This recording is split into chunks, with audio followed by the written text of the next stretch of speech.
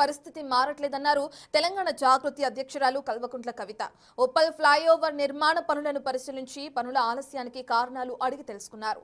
Uppal flyover కు 8 ఏళ్లుగా కడుతూనే ఉన్నారని, ప్రభుత్వాలు మారుతున్నా ఉప్పల్ ప్రజల పరిస్థితి మారటం లేదని విమర్శించారు ఆమె. కేంద్ర రాష్ట్ర ప్రభుత్వాల మధ్య కోఆర్డినేషన్ లేకపోవడం కారణంగానే ఆలస్యం అవుతుందని చెప్పారు. కేంద్ర మంత్రి కిషన్ రెడ్డి ప్రత్యేక శ్రద్ధ తీసుకుని పనులు పూర్తి చేయించాలని కోరారు.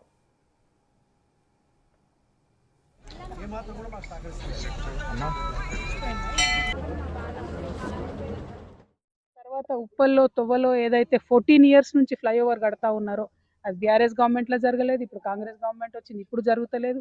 మరి 14 ఏళ్ల నుంచి అది నడుస్తూనే ఉంది, సాగుతూనే ఉంది. మరి దానికి ఎవరైతే రెస్పాన్సిబుల్ ఉన్న ఎంపీ గారు ఉన్నారో వారు బాధ్యత తీసుకోవాలని అక్కడ సందర్శన చేసినాం. ఆ తర్వాత ఉప్పల్ చెరువు చూసుకుంటూ, ఎందుకంటే మీకు ఇక్కడ ఈ ఎస్టీపీ వచ్చిందే ఉప్పల్ చెరువును వాళ్ళు క్లీన్ చేసేటటువంటి ఆలోచన చేసినప్పుడు చెరువు క్లీన్ చేయండి, కానీ సడన్గా మురుగును మొత్తం ఇంకొక దిక్కు డైవర్ట్ చేయడం, ఎక్కడైతే ప్లాన్ లేదో అటు దిక్కు డైవర్ట్ చేయడం కరెక్ట్ కాదు. మెయిన్ మూసిలో వేసినా అది వేరే ఉంటుండే, ఇక్కడ ఎస్టీపీ పెట్టడంతో ఈ కాలనీ వాళ్ళు ఇబ్బంది పడతా ఉన్నారు.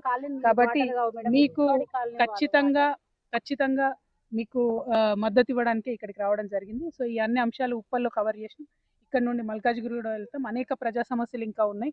ఇటువంటి సమస్యలు ఏవైతే ప్రభుత్వం వింటలేదో, పట్టించుకుంటలేదో వాటి గురించి అడగడానికే ఇవాళ జాగృతి ప్రయత్నం చేస్తుంది. ఒకరు అడిగే వాళ్ళు ఉంటే, ఒకరు ప్రశ్నించే వాళ్ళు ఉంటే ప్రజలకు మేలు జరుగుతుందనే ఉద్దేశంతో ఈ జనం బాట కార్యక్రమం తీసుకున్నాము. Thank you.